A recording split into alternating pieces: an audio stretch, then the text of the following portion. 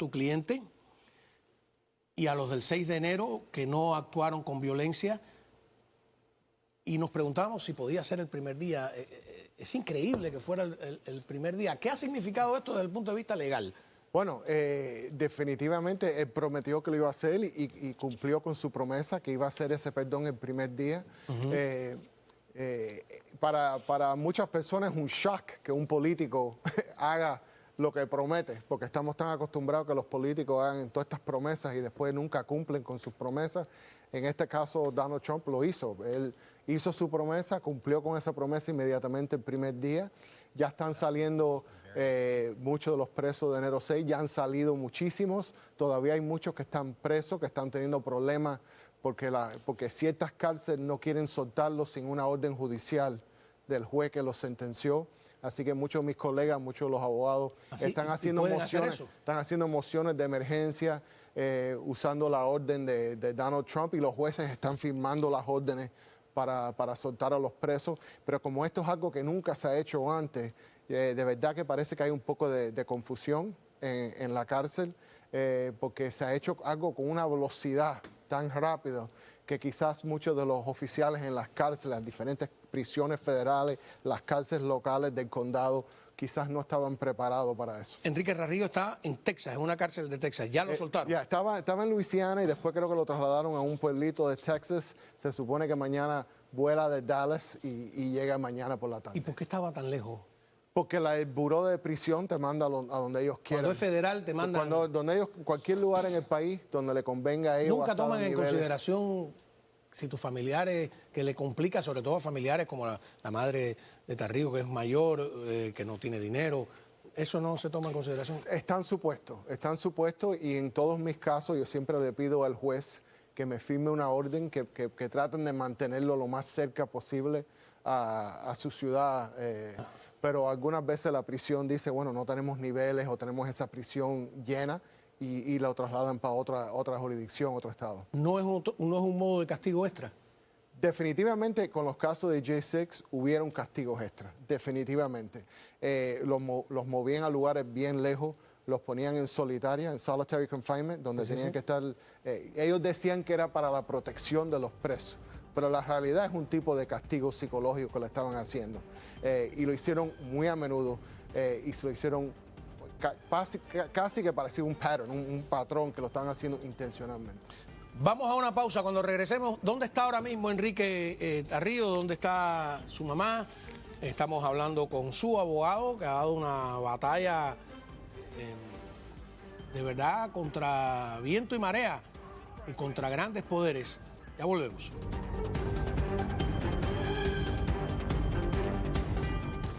Continuamos hablando con el doctor Sabino Jauregui, abogado de Enrique Tarrio, líder de los Proud Boys, que ya fue liberado. Hubo un momento de confusión, que parecía que sí lo habían liberado, pero no. ¿A qué hora lo liberaron? Sí, a las 3 de la mañana. A las 3 de la mañana. Pensábamos anoche que ya estaba, al ser liberada, hasta la pobre madre pensaba que lo habían liberado, pero no, lo soltaron a las 3 de la mañana. ¿Y la nota que hay de que llega mañana aquí a Miami? Sí, mañana por la tarde. Mañana como a las 3, 4 de la tarde. 3 o 4 de la tarde.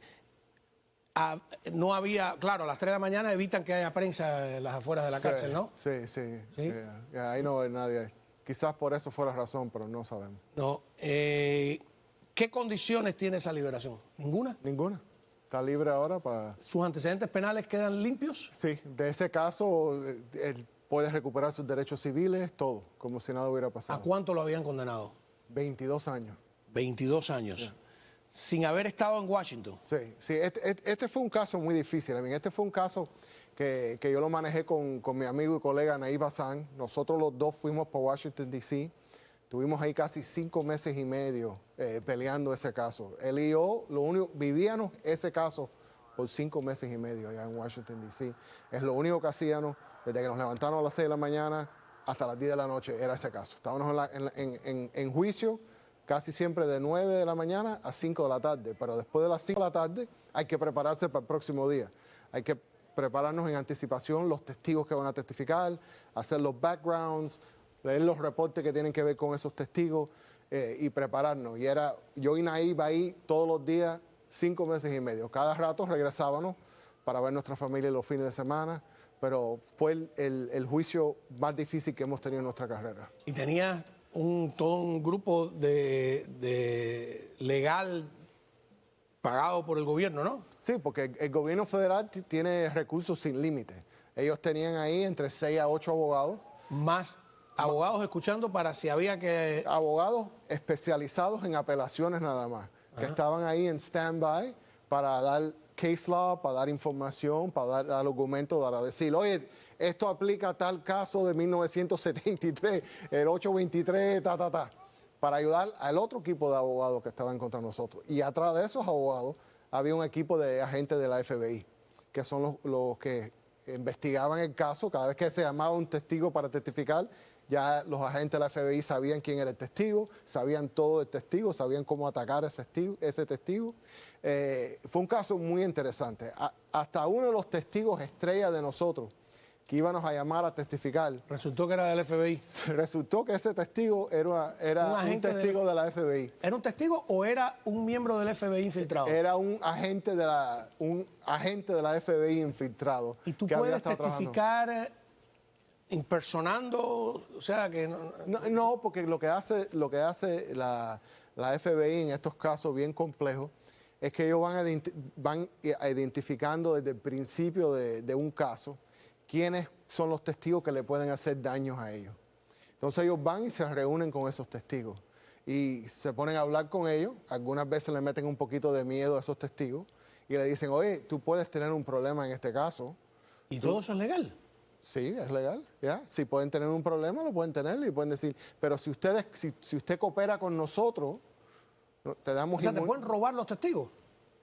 Básicamente, le dicen a ese testigo, mientras que tú Son testigos de la defensa, la fiscalía y el FBI te lo pueden robar y pasártelo de bando. Claro, y nosotros vamos a hacer lo mismo. ¿Ah, sí? Nosotros vamos a robarle el testigo a la fiscalía. El problema es que la fiscalía le puede dar más beneficio a un testigo que nosotros. Nosotros como abogados de defensa no le podemos dar ningún beneficio a un testigo. No le podemos dar dinero, no lo podemos hacer... ¿Ellos pueden darle dinero? No, pero le pueden prometer que no los van a meter presos. Le dicen, te vamos a dar inmunidad por tu testimonio. Y entonces, ¿qué es lo que hace la persona? Se vuelve de un testigo de la defensa, se vuelve un testigo de la fiscalía. A ver, por supuesto, yo viví en Cuba donde no hay justicia, pero también viví en Panamá y he viajado por muchos países viendo casos, etcétera. Una cosa que siempre me ha sorprendido de la justicia norteamericana, probablemente existe en otros lugares, pero yo no lo sé, es eso de que a cambio de rebajas, beneficios, a un testigo que también es acusado, se le usa eso. O sea, si yo estoy acusado, me dicen, si acusas al otro te quito 10 años, pues, ¿cómo Sí. tú sabes que eso es verdad lo que él está diciendo y que no lo está haciendo de manera interesada? ¿Eso no pervierte la justicia? Definitivamente, es uno de los aspectos que a mí no me gusta de nuestro sistema judicial. Es algo que yo lo veo en todos los casos. En cada caso grande de conspiración o de RICO o de racketeering, siempre hay esos testigos, ¿ok? Que es un coacusado que se mueve rápido, coopera con la fiscalía, traiciona a sus socios y después testifica en contra de sus socios. A él no le dan nada o le dan una sentencia Leve. súper leve, reducida, mientras que él diga su versión de la verdad. Quien defiende ese el Eso sistema. pasó en nuestro caso, de paso.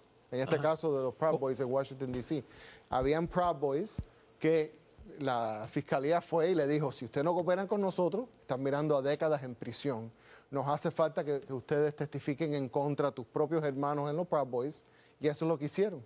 Y entonces, en vez de recibir 22 años, como recibió mi pobre cliente, le dieron un término de probatorio y no hicieron ni un día en la cárcel.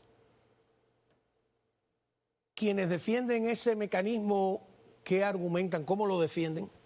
Ellos dicen que eso lo que hace es un sistema judicial muchísimo más eficiente, menos costoso, trae a luz la verdad de lo que ocurrió en un delito, porque muchas veces cuando nosotros los abogados de defensa vemos que van a haber 2 o 3 testigos que van a cooperar en contra de nuestro cliente, le tenemos que decir al cliente la verdad.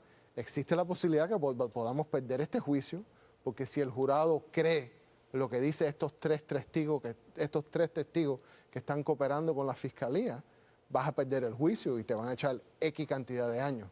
Mientras que si te declaras culpable temprano, la sentencia va a ser reducida. ¿Ok? Entonces ellos hacen el argumento que estas cooperaciones lo que hacen es un sistema judicial que es más eficiente, se gasta menos dinero y se supone que hay justicia. Pero ya yo he hecho esto por casi 25 años y hay mucha, como tú dijiste, mucha perversión, muchos tratos sucios cuando se usan estos testigos que están cooperando con la fiscalía. Y en un porcentaje de 1 a 10, como hacer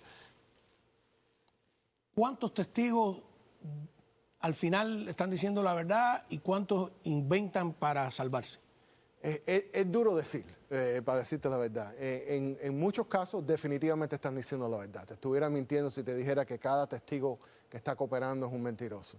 En muchos de esos casos sí están diciendo la verdad.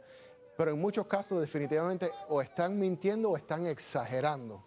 Porque, por ejemplo, en este mismo caso de los Proud Boys, uno de los testigos que cooperó en contra de mi cliente, la fiscalía tuvo que tener 13 reuniones con el testigo. ¿Por qué te reuniste 13 veces con él? ¿Por qué estuviste días enteros preparándolo para su supuesto testimonio? Si lo único que tenía que decir es la verdad, ¿por qué tuviste que hacerlo 13 veces? Y o sea, son cosas lo prepararon. así. Lo prepararon. Como ahora, para una obra de teatro. Una obra de teatro. Ahora, la fiscalía nos tiene que decir eso. Y nosotros usamos eso con mucho éxito en nuestra defensa. Cuando ellos testifican, los abogados de defensa tienen el derecho de interrogarlos a ellos y decirle al jurado eso mismo. ¿Por qué la fiscalía, por qué este fiscal tuvo que reunirse con este testigo 13 veces? ¿Por qué marzo 7 estuvieron hablando con él por 7 horas y media? ¿Por qué es eso? ¿Por qué el siguiente día hablaron con él 6 horas más? ¿Por qué estuvieron un total de 37 horas hablando con él si él acaba de testificar solamente por 1 hora y media? Y entonces, eso se utiliza... ¿Y qué demuestran ellos? Vamos, entre comillas, que él fue el que organizó el asalto. Ellos, en este caso, lo que usaron es una serie de mensajes de teléfono. Y no eran ni mensajes completos. Y muchos de los mensajes no tenían que ver nada con Enrique. No tenían que ver nada ni con los que estaban acusados en el delito. Usaron todos los mensajes de todos los Proud Boys, que estamos hablando cientos de personas, para armar este muñequito de una gran conspiración. Y es lo que hicieron ellos. Y lo hicieron con un jurado de Washington, D.C. O sea, la idea era que ellos, antes de llegar allí, ya tenían pensado asaltar el Capitolio y que no fue una reacción... Correcto, que fue algo premeditado, que fue una conspiración, un plan ilegal. Entrar por la fuerza al Capitolio. Correcto. Ahora... Y tu impresión, ya no va a pasar nada, ¿no? Personal, es que puede haber habido algún grupo que sí lo tenía planeado de antemano. Mira, en el caso de los Proud Boys, ellos estaban preparados no para atacar el Capitolio, ellos estaban preparados para fajarse con Antifa.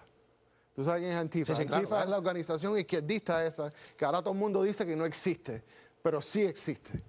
Y Antifa sí le echó candela a las ciudades, sí le echó candela a Washington, D.C. y sí atacaba a la gente. Yo sé que la prensa, la prensa en mainstream media no lo dice, pero Antifa existe. Los Proud Boys estaban preparados para batallar a Antifa como habían hecho anteriormente. Las preparaciones que ellos tenían era para enfrentar a Antifa en el Capitolio. Después lo que se formó, pero ese no fue el plan. El plan era fajarse con Antifa en la calle. Qué interesante. Y ahora dicen que Antifa no existe. Todo el mundo dice que Antifa no existe, porque Antifa se desapareció. Cientos de videos que... El momento que fue elegido Biden, Antifa se desapareció. Ajá. ¿Tú crees que resucite ahora? Vamos a ver, vamos a ver. Yo no creo que le va a ir bien si se resucita, si aparecen ahora otra vez. No, nada. No, nos encantaría tener mañana, bueno, yo sé que probablemente lo reciba toda la prensa en el aeropuerto, ¿o no? No sé, no sé todo un misterio. Pero tenerlo aquí, a él, a su mamá, tenerte a ti y conversar con el público, porque en el programa El Espejo, anteriormente él estuvo, yo creo que estuvo aquí también a fondo, estuvo aquí en A Fondo, hemos estado 2 veces conversando y para completar, ¿no? la historia, ¿cuánto tiempo estuvo preso? Uf, ya varios años, ya, desde el veredicto, ya varios años estaba ahí. Bueno, porque estaba preso antes del veredicto. Antes, porque no le daban fianza. ¿Desde qué? ¿Al otro día de...? Sí, no le daban fianza a ninguna de esta gente. Ajá. Es increíble. O sea, él recibió más O tiempo. sea, lleva 4 años preso. Sí, él recibió más tiempo que muchos de los casos que yo manejo de tráfico de drogas, de homicidio, de violaciones sexuales. Él recibió más tiempo que esos tipos de delitos. Es increíble. Ok. Bueno, pues nada, doctor, muchísimas gracias. Vamos a ver mañana qué ocurre. Y es interesante, ¿no? Aunque hay gente que también cuestiona como periodista, ¿no? Que si estás apoyando a un grupo, a otro, si traigo a alguien de Antifa aquí nadie se molesta, ¿no? Claro. Digo, de esa prensa que Sí. tú hablas. Es curioso, se trata de un cubano americano Sí. de aquí, de Miami. Que era un racista, un Claro, white ¿no? supremacist. Y es interesante cómo terminas en el epicentro de un conflicto global, porque eso fue una noticia no solo nacional, fue una noticia mundial. Muchísimas gracias al doctor Sabino Jauregui, abogado y exfiscal, abogado de Enrique Tarrío en los eventos del 6 de enero.